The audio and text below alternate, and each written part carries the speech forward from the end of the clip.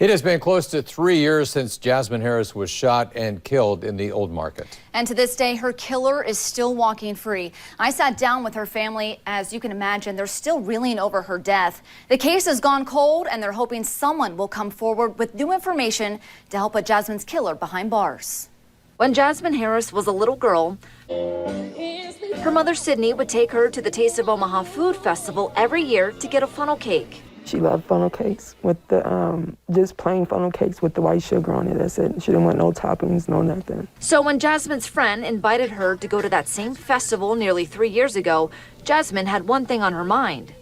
She loved to eat, even though she was very so little. small. She loved to eat. It was a busy weekend in the metro. Along with the Taste of Omaha, the College World Series was back in town. Jasmine was really never one to venture out. She preferred to stay home.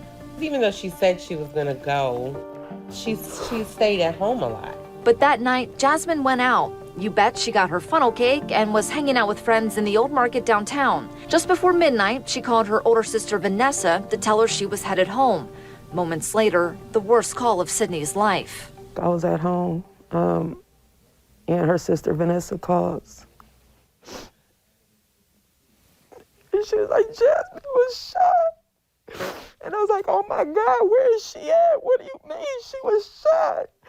As Jasmine's family raced to the hospital, police set up a perimeter and began investigating. While she was there, just having a good time with her friends, two rival gangs happened to make contact with each other and started shooting. Multiple people were shot. Jasmine, an innocent bystander, got caught in the crossfire. We drove up the university, and we was there for hours, so long.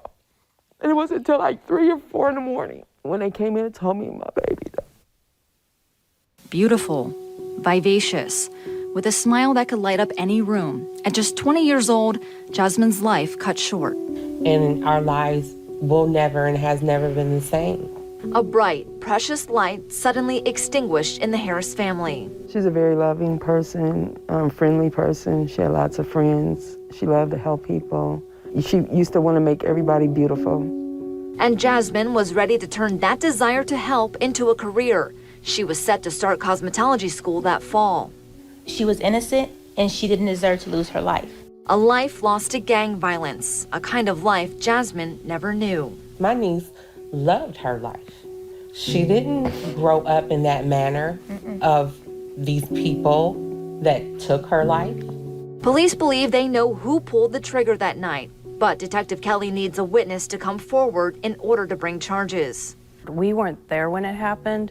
They can tell us the information or possibly the evidence. If anybody knows where the gun's at that was used, we can follow up with that, and that will be very helpful. And Jasmine's family also believes they know who killed Jasmine. The police know who you are. I have a pretty good idea about who you are. And I know your life is not going right. I know karma is eating you up. We haven't caught you yet, but karma has. And they're ready for karma to bring them justice. That's all I want is just justice for my baby. That's all I want. I just want my baby back. And I know she's never coming back.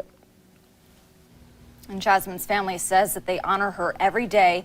And the 4th of July was her favorite holiday, and she loved making s'mores. So now, John, when the family makes s'mores, they actually make her a little s'mores kit, and then they put it in a Ziploc baggie, and they label it Jasmine's s'more. Oh, what a great remembrance, and it's just senseless what happened.